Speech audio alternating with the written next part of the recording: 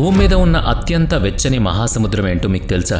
అది ఏడాదికి 2 సార్లు తన ప్రవాహ దిశను పూర్తిగా మార్చుకుంటుంది. దానికి తోడు అక్కడ అతిపెద్ద ఆఫ్రికన్ దీవిలో స్థానికులు ఎవ్వరూ లేరు. 4000 మైళ్ళ దూరంలో ఉన్న ఆసియా నావికులు వచ్చి అక్కడ స్థిరపడ్డారు. అవును, మీరు వింటున్నది హిందూ మహాసముద్రం గురించే. చాలామందికి ఇది కేవలం ఒక అందమైన పర్యాటక ప్రాంతం మాత్రమే. కానీ నిజానికి ఇది 21వ శతాబ్దపు భౌగోళిక రాజకీయాలకు గుండెకాయ లాంటిది. మ్యాప్లో కనిపించే అతి పొడవైన సరళరేఖ దీని సొంతం. ఎవరూ వెళ్లకూడని ఒక నిషేధిత దీవి కూడా ఇక్కడే ఉంది.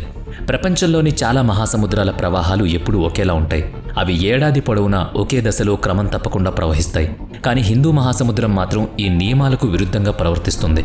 ఇక్కడ నీటి ప్రవాహాల దిశను వాతావరణంలోని ఋతుపవనాలు పూర్తిగా శాసిస్తాయి. చలికాలంలో ఇక్కడ ఈశాన్యం వైపు నుంచి గాలులు వేస్తాయి. అప్పుడు ఈ గాలులు నీటి ప్రవాహాలను ఆఫ్రికా వైపు నడతాయి. అయితే వేసవికాలం వచ్చేసరికి పరిస్థితులు పూర్తిగా మారిపోతాయి. ఆసియా భూభాగం బాగా వేడెక్కడం వల్ల గాలులు ఒక్కసారిగా వెనక్కి వెళతాయి. ఇలా ప్రవాహాలు మారినప్పుడు సముద్రం అడుగున ఉండే చల్లటి నీరు పైకి ఉబికొస్తుంది. ఆ చల్లటి నీటిలో ఎన్నో పోషకాలు పుష్కలంగా ఉంటాయి. ఈ పోషకాలు సముద్ర జీవుల ఆహార గొలుసుకు చాలా బలాన్నిస్తాయి. దీనివల్లే సముద్ర తీర ప్రాంతాల్లో ఉన్న లక్షలాది మంది ప్రజలకు ఆహారం దొరుకుతుంది.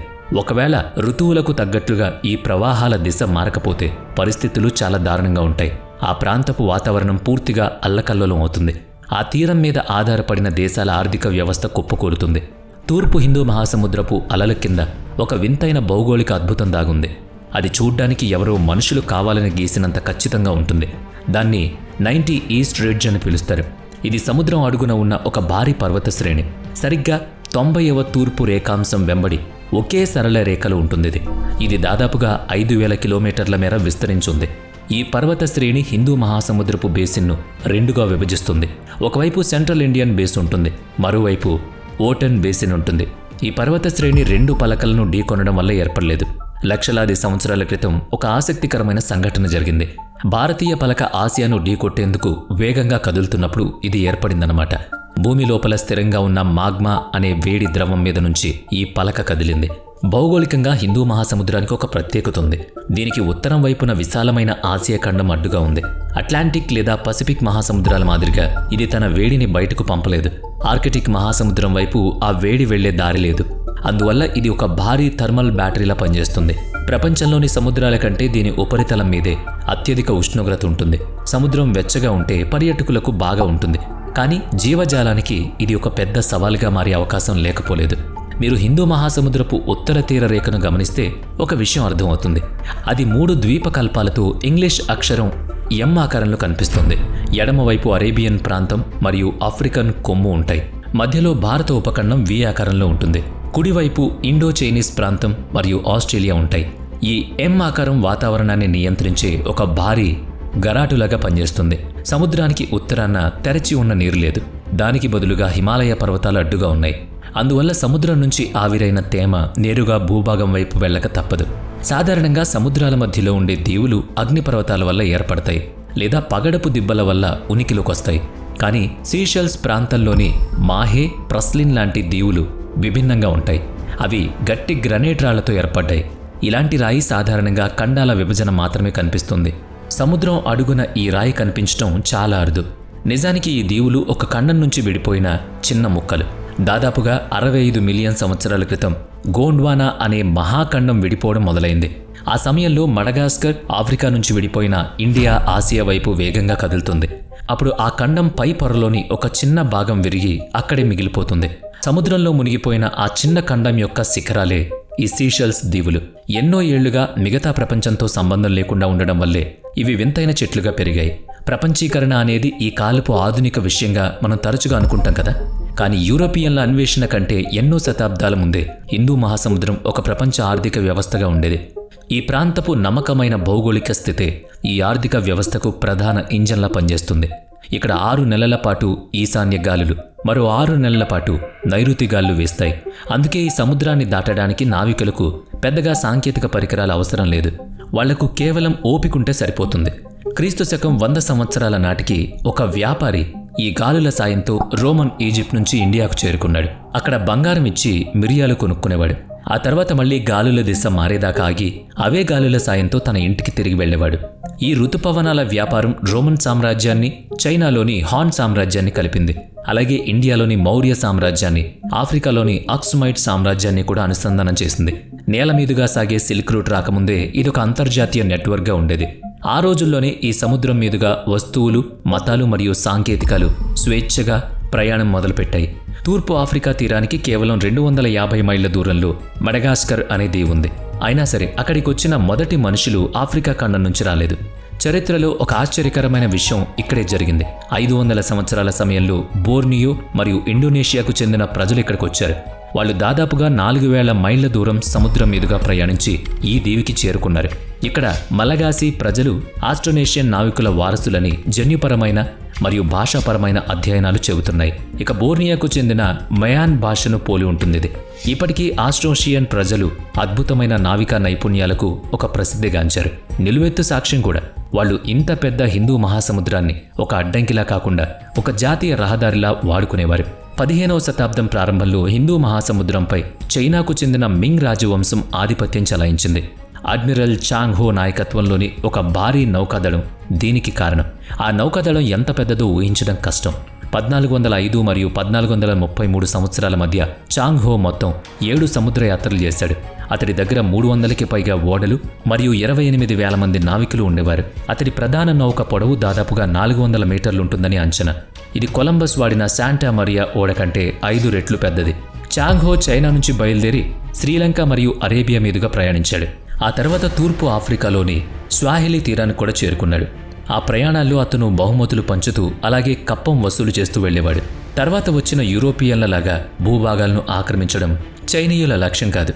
బలవంతంగా సుగంధ ద్రవ్యాలు లాక్కోవాలని వాళ్ళు అనుకోలేదు. కేవలం తమ చక్రవర్తి గొప్పదనాన్ని మరియు కీర్తిని ప్రపంచానికి చూపించడమే వాళ్ళ ఉద్దేశం. ఇక సముద్రం ఎవరి సొత్తు కాదు కదా, అది అందరిది అనే చట్టపరమైన భావన ఆ రోజుల్లోనే ప్రపంచవ్యాప్తంగా అమల్లో ఉంది. ఈ అద్భుతమైన భావన పుట్టింది కూడా ఈ హిందూ మహాసముద్రంలోనే. 1000 సంవత్సరాల పాటు ఈ సముద్రం ఎవరి నియంత్రణలోనూ ఉండేది కాదు. వ్యాపారులు ఎవరి ప్రమేయం లేకుండా స్వేచ్ఛగా వ్యాపారం చేసుకునేవాళ్ళు. కానీ 1498లో పోర్చుగీస్ వాళ్ళు ఇక్కడికి వచ్చినప్పుడు పరిస్థితులు మారిపోయాయి. వాళ్ళు సముద్రాన్ని తమ గుప్పెట్లోకి తీసుకోవాలని ప్రయత్నించారు. వ్యాపారం చేయాలంటే ప్రతి ఓడ ఒక పాస్ కొనాలని వాళ్ళు నిబంధన పెట్టారు. ఈ ఆంక్షల వల్ల యూరోప్లో ఒక పెద్ద న్యాయపరమైన వివాదం చెలరేగింది. 1603లో సింగపూర్ జలసంధి దగ్గర ఒక పోర్చుగీస్ ఓడను డచ్ వాళ్ళు పట్టుకున్నారు. అప్పుడు హ్యూగో గ్రోషియన్ అనే న్యాయకోవిదుడు ద ఫ్రీ సీ అనే ఒక పుస్తకం రాశారు. సముద్రం ఎప్పుడూ ప్రవహిస్తూ ఉంటుందని, దానికి హద్దులు లేకుండా ఉంటాయని వాదించాడు. కాబట్టి అది ఎవరికీ సొంతం కాదని కూడా స్పష్టం చేశాడు. హిందూ మహాసముద్రంలో జరిగిన వ్యాపార యుద్ధాల వల్ల పుట్టిన ఈ వాదనే ఆధునిక అంతర్జాతీయ సముద్ర చట్టానికి పునాదిగా మారింది.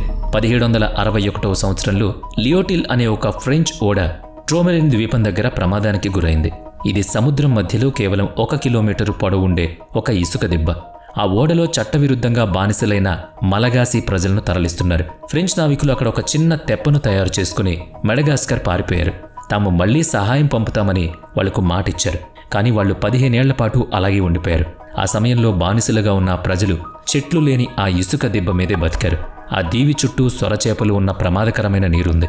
వాళ్ళు తాగే నీటి కోసం ఇసుకలో 5 మీటర్ల లోతు వరకు బావి తవ్వుకున్నారు. సముద్రంలో కొట్టుకొచ్చిన కలపను వాడుకుని 15 ఏళ్ల పాటు మంట ఆరిపోకుండా చూసుకున్నారు. పగడపు రాళ్లలో వాళ్ళు చిన్న చిన్న ఇళ్లను కూడా నిర్మించుకున్నారు. చివరకు 1776లో ఒక రక్షణ ఓడ అక్కడికి చేరుకునే సమయానికి కేవలం వాళ్లలో 7 మహిళలు, ఒక 8 నెలల శిశువు మాత్రమే బ్రతికారు. ఇంతటి భయంకరమైన పరిస్థితుల్లో కూడా మనిషి ఎలా బ్రతకగలడు చెప్పడానికి ట్రోమెలిన్ ద్వీపంలో అవశేషాలు ఒక సజీవ సాక్ష్యాలు.